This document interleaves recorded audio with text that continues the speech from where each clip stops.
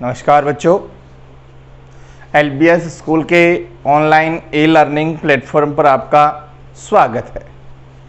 हम उम्मीद कर रहे हैं कि आपको जो पढ़ाया जाता है वो अच्छी तरह से समझ में आ रहा है। तो हम अध्याय 2 पढ़ रहे थे।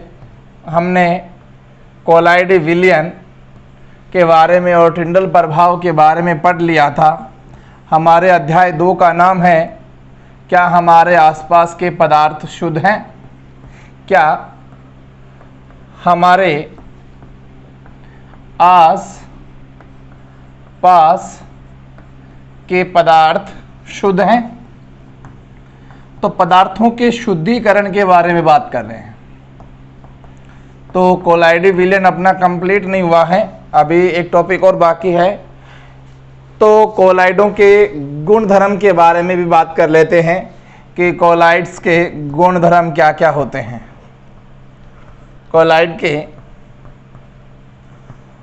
गुणधर्म, तो कोलाइड क्या होगा बताइए। आप लोगों को बता रखा है मैंने, समांगी मिश्रण होगा कि विषमांगी मिश्रण। कोलाइड जो विलयन होगा वो किस प्रकार का मिश्रण होगा, हमने पिछली वीडियो में उसका जिक्र भी किया है। तो कोलाइडी विलयन कैसा विलयन होगा? एक विषमांगी मिश्रण होगा। तो पहला जो पॉइंट बनता है इसका, तो अपन क्या लिख सकते हैं कि यह एक क्या है? विषमांगी मिश्रण है। क्या है बेटा? विषमांगी मिश्रण है। तो कोलाइडी जो विलयन होगा वो कैसा मिश्रण होगा? विषमांगी मिश्रण होगा। देखो एक बात और बता रखा है कि कोलाइडी विलयन के जो कण होते हैं, हमने आपको एक उदाहरण भी बताया था कि प्रकाश जब किसी बंद कमरे में गुजरता है तो उसके कण बहुत छोटे छोटे दिखाई देते हैं। तो हम उनको क्या है, अगर बिना प्रकाश, अगर अपन कमरा खुला रख करके उस पर कणों को देखें तो वो हमें आंखों से दिखाई नहीं देते हैं। ठीक है ना? तो लिख सकते हैं दूसरा पॉइंट कि इनके कण इतने छोटे होते हैं, इनके कण इतने छोटे होते हैं कि इन्हें हम अपनी आंखों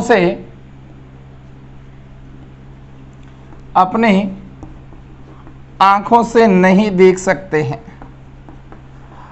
आंखों से नहीं देख सकते हैं,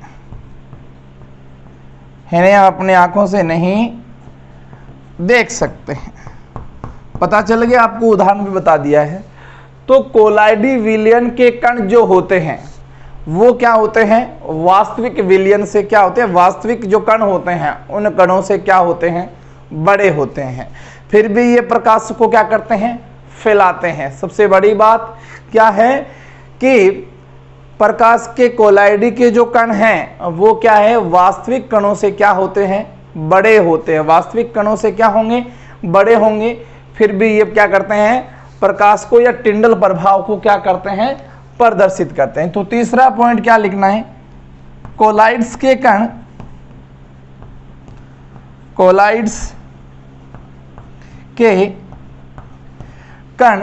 वास्तविक कणों से, कोलाइड्स के कण वास्तविक कणों से बड़े होते हैं। वास्तविक कणों से क्या होते हैं? बड़े होते हैं। फिर भी टिंडल प्रभाव प्रदर्शित करते हैं। फिर भी टिंडल प्रभाव दर्शाते हैं या प्रदर्शित करते हैं।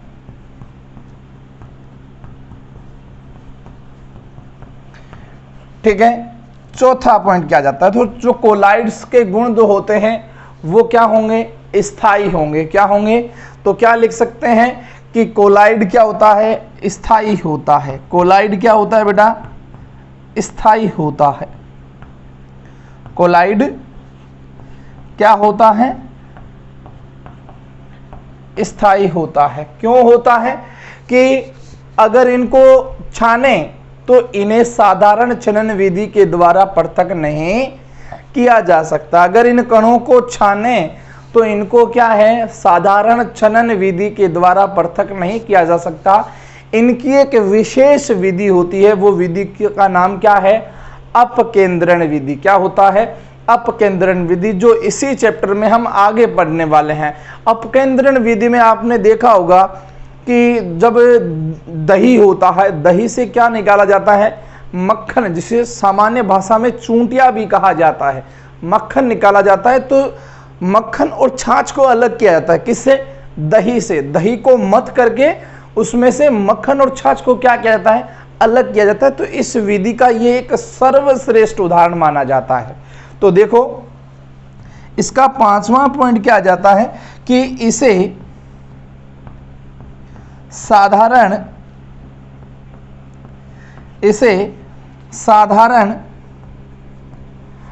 छनन विधि के द्वारा, इसे साधारण छनन विधि के द्वारा पृथक नहीं किया जा सकता है, पृथक नहीं किया जा सकता है, बल्कि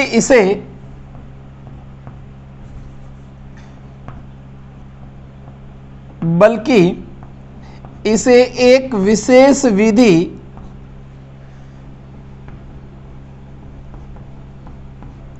अपकेंद्रण के द्वारा अलग किया जाता है। अपकेंद्रण के द्वारा अलग किया जाता है। तो ये अपने आगे कोलाइड के गुणधर्म, क्या आगे, कोलाइड के गुणधर्म। पहला गुणधर्म क्या है, यह एक क्या होता है, विषमांगी मिश्रण होता है कि इनके कण इतने छोटे होते हैं कि इन्हें हम अपनी आंखों से नहीं देख सकते हैं। कोलाइड्स के कण वास्तविक कणों से क्या होते हैं, बड़े होते हैं, फिर भी टिंडल प्रभाव को क्या है, प्रदर्शित करते हैं। कोलाइड क्या होता है, स्थायी होता है, और इसे साधारण छनन विधि के द्वारा क्या है, हम पृथक नहीं किया जा सकता, बल्कि इसे एक विशेष विधि अर्थात अपकेंद्रण के द्वारा क्या किया जाता है, इसे अलग किया जाता है। बेटा ठीक है ना, अच्छी तरह से समझ में आ गया बेटा, मिटो दूं इसको मैं, ठीक है। अब देखो कोलाइड के अपन कुछ उदाहरण लेते हैं, कोलाइड के कुछ क्या उदाहरण लेते हैं कि इनको किस प्रकार से, उदाहरणों को किस प्रकार से प्रदर्शित किया जाता है। देखो एक साइड में लिख रहा हूं परिक्षिप्त अवस्था, परिक्षिप्त अवस्था, और एक साइड में लिख रहा हूं परिक्षेपण अवस्था, परिक्षेपण अवस्था, ठीक है, दो हो गए। एक साइड आ गया प्रकार और एक साइड हो गया अपना उदाहरण, ठीक है। अब देखो परिक्षिप्त अवस्था क्या होती है, विलेय होता है, क्या होता है, विलेय। और परिक्षेपण अवस्था क्या होता है, विलायक। क्या होता है बेटा, विलायक होता है। ध्यान रखना है, अब इसको अपन क्या करने वाले हैं, हल करने वाले हैं। तो सबसे पहले जब द्रव को गैस में मिलाया जाता है, जब द्रव को क्या मिलाया जाता है, गैस में मिलाया जाता है, तो क्या बनता है, एरोसोल बनता है। क्या बनता है बेटा, एरोसोल बनता है। क्या बनता है, एरोसोल बनता है। एरोसोल किसका उदाहरण क्या है, एक तो कोहरा, किसका, कोहरा, और एक किसका उदाहरण है, बादल। किसका उदाहरण है बेटा, बादल का है। एक तो कोहरा और एक बादल। हो गया, अच्छी तरह से समझ में आ गया, कोहरा और बादल के रूप में, ठीक है। एक द्रव और गैस क्या बना, एरोसोल बना, कोहरा और बादल। अब ठोस को क्या करेंगे, देखो जब ठोस को गैस में रखा जाता है, जब ठोस को क्या है गैस में मिलाया जाता है, जब ठोस को गैस में मिलाया जाता तब भी क्या बनता है, एरोसोल ही बनता है। क्या बनता है, एरोसोल।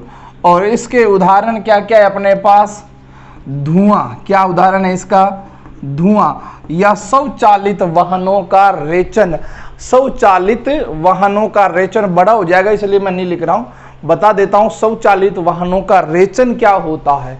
तो देखो जो वाहन होते हैं जिसमें पेट्रोल डीजल से चलता है उनसे निकलने वाला धुआं क्या कहलाता है, स्वचालित वाहनों का क्या कहलाता है, रेचन कहलाता है। ठीक है, अब ठोस से गैस बना, क्या बना, एरोसोल। क्या बन गया, धुआं बन गया। अब गैस को किस में मिलाएंगे, द्रव में मिलाएंगे। गैस को किस में मिलाएंगे, द्रव में मिलाएंगे। क्या बन जाएगा, फोम बन जाएगा। क्या बन जाएगा, फोम। और इसका उदाहरण क्या है, सेविंग क्रीम है बेटा। क्या उदाहरण है, सेविंग क्रीम।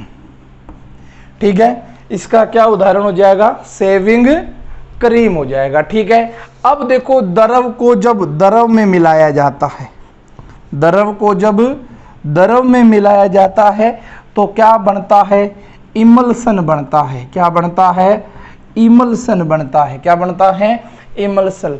या दूध कह सकते हैं, दूध और फेस क्रीम। क्या बनता है, दूध और फेस क्रीम बनता है। क्या बनता है, दूध बनता है और फेस क्रीम बनता है।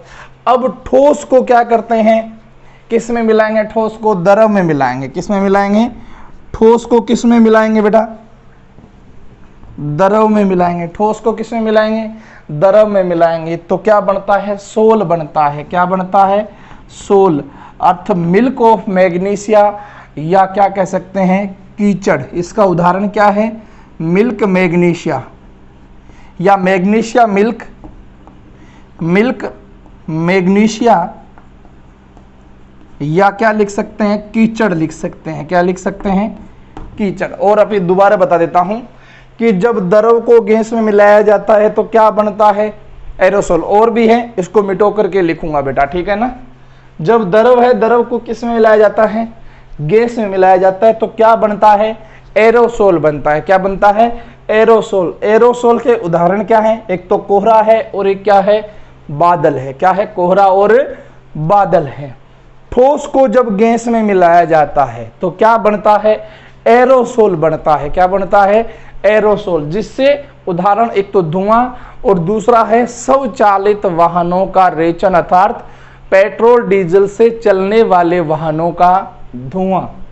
ठीक है, अब आगे आता है गैस को जब द्रव में मिलाया जाता है तो क्या बनता है, फोम बनता है। क्या बनता है, फोम। इसके उदाहरण क्या है, सेविंग क्रीम। इसका उदाहरण क्या है, सेविंग क्रीम। जब द्रव को द्रव में मिलाया जाता है, जब द्रव को द्रव में मिलाया जाता है तो क्या बनता है, इमल्सन बनता है। क्या बनता है, इमल्सन बनता है। इमल्सन की उदाहरण या तो दूध हो सकता है और दूसरा उदाहरण क्या हो सकता है, फेस क्रीम, अर्थात तो चेहरे पर जो क्रीम लगाई जाती है वो किसका उदाहरण है, इमल्सन का उदाहरण है। ठीक है, अब ठोस को जब द्रव में मिलाया जाता है तो क्या बनता है, सोल बनता है। और सोल के उदाहरण क्या है, कीचड़ है और कौन सा है, मिल्क मैग्नीशिया है, अर्थात तो मैग्नीशिया मिल्क कह सकते हैं बेटा। ठीक है ना। देखो अब आगे अपन ने क्या है, 5 पढ़ लिए थे, 3 बाकी है, उन तीनों को मैंने यहां लिख दिया है। ठीक है, अब देखो कि जब ठोस में ठोस को मिलाया जाता है, जब ठोस में ठोस को मिलाया जाता है तो क्या बनता है बेटा, फोम बनता है। क्या बनता है, फोम बनता है। और फोम के उदाहरण क्या है, फोम, रबड़ और स्पंज। स्पंज का अर्थ है, अर्थात देख सोफा वगैरह देखा होगा, सोफा वगैरह में क्या एक पदार्थ लगाया रहता है जिसमें बैठने से वो क्या है, नीचे की ओर बैठ जाता है। ठीक है, तो वो होता है स्पंज। क्या होता है, स्पंज। ठीक है, अब 7वें की बात कर लेते हैं कि जब द्रव में ठोस को मिलाया जाता है तो क्या बनता है, जेल बनती है। क्या बनती है, जेल बनती है। इसके उदाहरण क्या है? जेली, पनीर और मक्खन। क्या क्या उदाहरण है? जेली है, पनीर है और क्या उदाहरण है?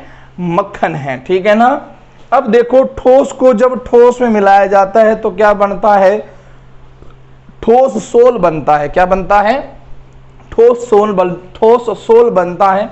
इसके उदाहरण क्या है?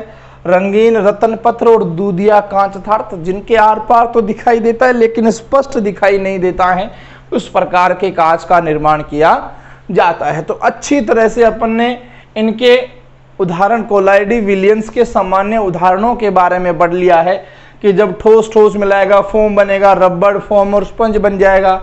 जब द्रव को ठोस में मिलाया जाएगा तो जेली, पनीर और मक्खन बनेगा। और जब ठोस को ठोस में मिलाया जाता है ठोस सोल बनेगा अर्थात रंगीन रत्न पत्र और दूध या कांच का क्या हो जाएगा? निर्माण हो जाता है। ठीक है, आगे बात समझ में। अब देखो कुछ अन्य भागों में कोलाइड्स अपना पूरा हो चुका है बेटा। ठीक है ना।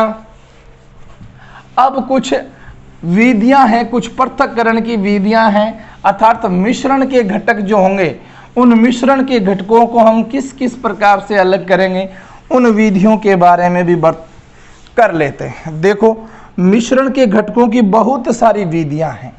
कौन कौन सी हैं? सबसे पहले आता है वाष्पीकरण। ठीक है, वाष्पीकरण के बाद आता है अपकेंद्रण। ठीक है, अपकेंद्रण आ जाता है। अपकेंद्रण के बाद आ जाता है ऊर्ध्वापातन। ठीक है, ऊर्ध्वापातन के बाद अन्य आसवन भी है, परभाजी आसवन भी है। इनके अलग अलग विधियां हैं, 5-6 विधियां। इन 5-6 विधियों के बारे में क्या करने वाले हैं? बातें करने वाले हैं आज हम। ठीक है, पढ़ाने वाले हैं। देखो सबसे पहला जो टॉपिक चल रहा है वो अपना कौन सा है? वाष्पीकरण विधि। कौन सी विधि है? कि मिश्रणों के पृथक्करण की विधि को क्या करना है? अपने को बताना है। तो सबसे पहला क्या है? वाष्पीकरण विधि। कौन सी विधि है? वाष्पीकरण विधि। देखो वाष्पीकरण विधि क्यों काम में ली जाती है? आपने देखा होगा कि डाई या रंजक जो होते हैं, जैसे नीले रंग की स्याही है, उस स्याही में से उसमें से जल को निकालना और हमारे को क्या प्राप्त करना? रंग प्राप्त करना। वो किसके द्वारा माध्यम से होता है? इस वाष्पीकरण माध्यम से होता है। किस प्रकार से? देखो मैं आपको एक एग्जाम्पल के तौर पर बता देता हूं। जैसे अपन ने एक बर्नर ले लिया, ठीक है, और बर्नर को क्या कर दिया? अपन ने जगा दिया। ठीक है, अब एक बर्तन ले लिया अपन ने। ठीक है, इस बर्तन में क्या भर लिया अपन ने? पानी भर लिया। ठीक है, उस बर्तन के ढक्कन पर अपन ने क्या है? एक वो प्लेट ले ली। किसकी? आप या तो कांच की प्लेट ले लीजिए। किसकी प्लेट ले लेना है? कांच की प्लेट। अब इसमें क्या डाला है अपन ने? रंग स्याही डाल दी। क्या है? नीले रंग की स्याही डाल दी। सपोज कीजिए वो नीले रंग की क्या है? स्याही है। ठीक है, अब इस नीले रंग की स्याही में से स्याही में मिलने वाला जो जल है उसको क्या करना है? अपने को अलग करना। और यहां सिर्फ क्या बनना चाहिए? सिर्फ नीला रंग बचना चाहिए। क्या बचना चाहिए? नीला रंग बचना चाहिए। और इस नीले रंग को ही क्या कहा जाता है?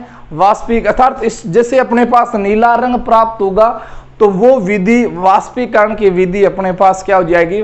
पूर्णतया स्पष्ट हो जाएगी। तो इसका उदाहरण किस प्रकार से? देखो सबसे पहले बर्नर को जलाएंगे। तो बर्नर को जलाएंगे तो जल, इस बर्तन में रखा हुआ जल है वो क्या होगा? वाष्प होगा अर्थात गर्म होगा। गर्म होगा तो इससे वाष्प बनेगी।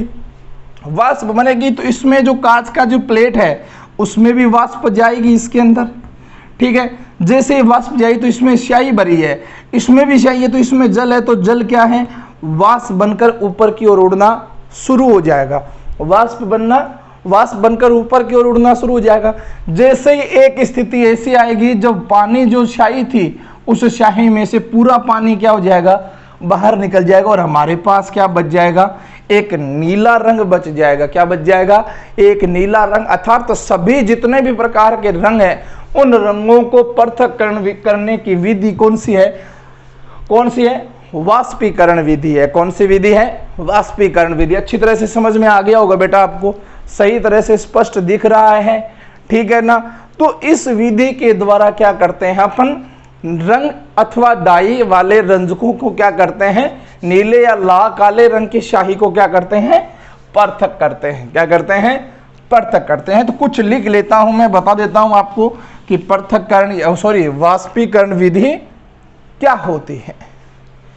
कि द्रव को एक मिनट, किसी द्रव पदार्थ को, ऐसे लिखना है, किसी द्रव पदार्थ को वाष्प में बदलना, वाष्प में परिवर्तित होना या बदलना, परिवर्तित होने की प्रक्रिया, परिवर्तित होने की प्रक्रिया वाष्पीकरण कहलाती है। वाष्पीकरण कहलाती है। इसका अनुप्रयोग क्या होगा? अनुप्रयोग भी लिख लेते हैं। अनुप्रयोग क्या होगा? नीले या काले रंग की, नीले या काले रंग की स्याही में से रंग को पृथक करना, रंग को पृथक करना, ठीक है। वाष्पीकरण विधि क्या होगी? कोई द्रव पदार्थ होगा, उस द्रव पदार्थ को किस में बदलना है? वाष्प में बदलना है बेटा। किस में बदलना है? वाष्प में बदलना है। और वाष्प में बदलने की जो प्रक्रिया है वो क्या कहलाती है? वाष्पीकरण कहलाती है। अनुप्रयोग क्या है? उदाहरण मैं आपको बता ही चुका हूं कि नीले या काले रंग की स्याही में से रंग को क्या करना? पृथक करना। आ रही है बेटा समझ में अच्छी तरह से बात? कोई दिक्कत तो नहीं है ना? अब जो दूसरी विधि है अपनी, वो विधि है अपकेंद्रीकरण विधि। कौन सी विधि है? अपकेंद्रीकरण विधि। अपने वाष्पीकरण विधि को अच्छी तरह से पढ़ लिया है। अब देखो बात करते हैं अपन अपकेंद्रीकरण विधि। कौन सी है? अपकेंद्रीकरण विधि आ गई। ये देखो, मैंने आपको थोड़ी देर पहले भी बताया था कि जब दही को हम मथते हैं, अर्थात जब बिलोया जाता है दही को, तो दही को जब बिलोते हैं तो उस समय क्या हो जाता है? मक्खन अलग निकल जाता है, छाछ अलग जो हो जाती है। तो दो घुलनशील पदार्थ होते हैं, और दो घुलनशील पदार्थों को अलग करना की जो प्रक्रिया है वो प्रक्रिया क्या कहलाती है? अपकेंद्रीकरण कहलाती है। क्या कहलाती है? अपकेंद्रीकरण। इसमें जो भारी कण होंगे वो तो पेंदे में बैठ जाएंगे, और जो हल्के कण होंगे वो ऊपर की सतह पर आ जाएंगे। तो इस विधि में क्या करेंगे हम? एक दूध से क्रीम निकालने की जो प्रक्रिया है वो भी किसका उदाहरण है? इस अपकेंद्रीकरण का क्या है? उदाहरण है। या वॉशिंग मशीन में जब हम कपड़े धोते हैं तो कपड़े धोने की जो प्रक्रिया है वो क्या कहलाती है? अपकेंद्रीकरण कहलाती है। रक्त व मूत्र की जब जांच की जाती है तो वो भी किसका उदाहरण है? इस अपकेंद्रीकरण का क्या है? उदाहरण है। तो लिख रहा हूं मैं डेफिनेशन कि दो घुलनशील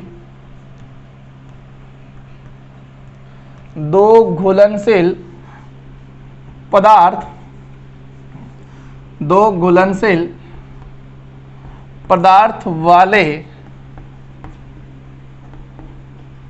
मिश्रण को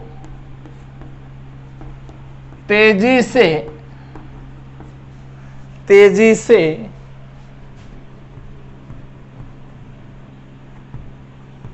घुमाया जाता है, तेजी से घुमाया जाता है तो भारी कण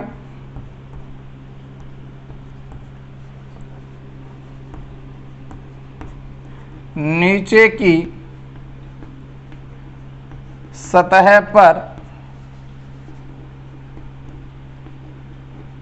बैठ जाते हैं, बैठ जाते हैं, जबकि हल्के कण सतह पर ऊपर की ओर आ जाते हैं, ऊपर की ओर आ जाते हैं, ऊपर की ओर आ जाते हैं। यह प्रक्रिया अपकेंद्रीकरण कहलाती है। यह प्रक्रिया अपकेंद्रीकरण कहलाती है। यह प्रक्रिया क्या कहलाती है? अपकेंद्रीकरण कहलाती है। उदाहरण लिखें,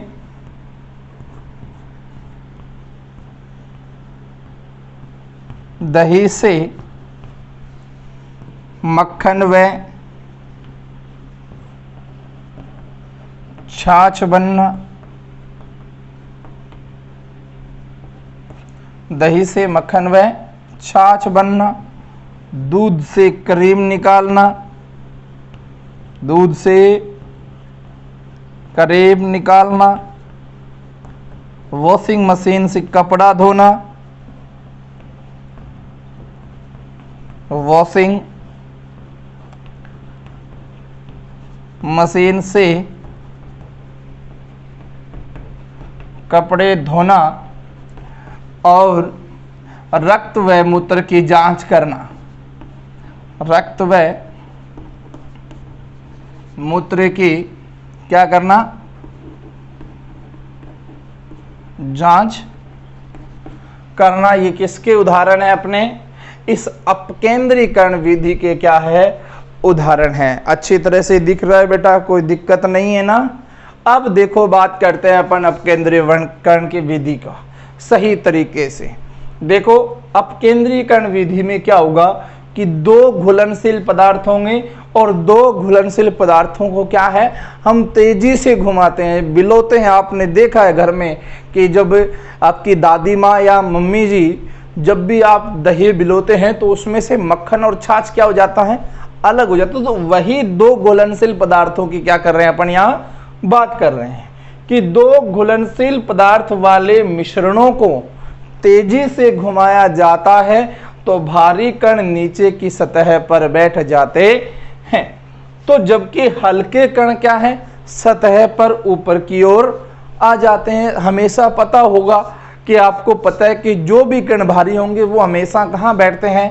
पेंदे में बैठते हैं, और जो हल्के कण है वो कहाँ आ जाते हैं? सतह के ऊपर की ओर आ जाते हैं, ऊपर की ओर आ जाते हैं। तो यह जो प्रक्रिया है वो प्रक्रिया कौन सी प्रक्रिया कहलाती है? अपकेंद्रीकरण कहलाती है। क्या कहलाती है? अपकेंद्रीकरण। उदाहरण के तौर पर लें तो दही से मक्खन व छाछ का बनना भी क्या है? इस अपकेंद्रीकरण का ही क्या है? उदाहरण है। दूसरा उदाहरण क्या दे रखा है कि दूध से क्या बनाना? क्रीम बनाना। दूध से क्या बनाना? क्रीम बनाना भी इसी का क्या है? उदाहरण है।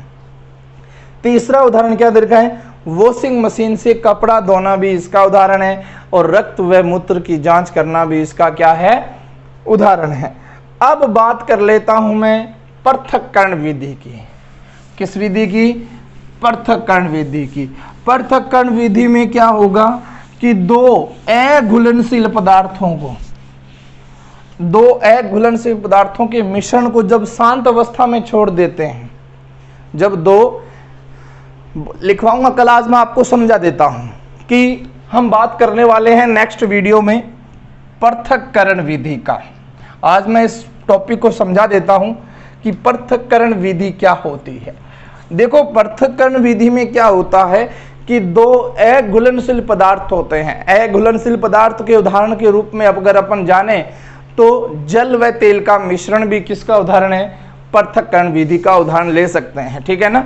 तो क्या करते हैं, दो अघुलनशील पदार्थों को जब शांत अवस्था में छोड़ दिया जाता है तो उसके घनत्व के कारण वो अलग अलग सतह में क्या हो जाता है, परिवर्तित हो जाता है और फिर उन्हें क्या है, अलग अलग किया जा सकता है। सतह घनत्व के कारण क्या है, वो अलग अलग परतों में क्या हो जाता है, विभक्त हो जाता है और फिर इन्हें पृथक किया जा सकता है। तो इस विधि को कौन सी विधि कहते हैं, पृथक्करण विधि कहते हैं। और पृथक्करण विधि का एक उदाहरण अपन कह सकते हैं जल व तेल का मिश्रण क्या कहलाता है। इनको अलग करने पानी व तेल के मिश्रण को अलग करने की प्रक्रिया जो है वो किस विधि के द्वारा किया जाता है, इस पृथक्करण विधि के द्वारा ही किया जाता है। आपको अच्छी तरह से समझ में आया होगा बेटा। आज की वीडियो में बस इतना ही, धन्यवाद।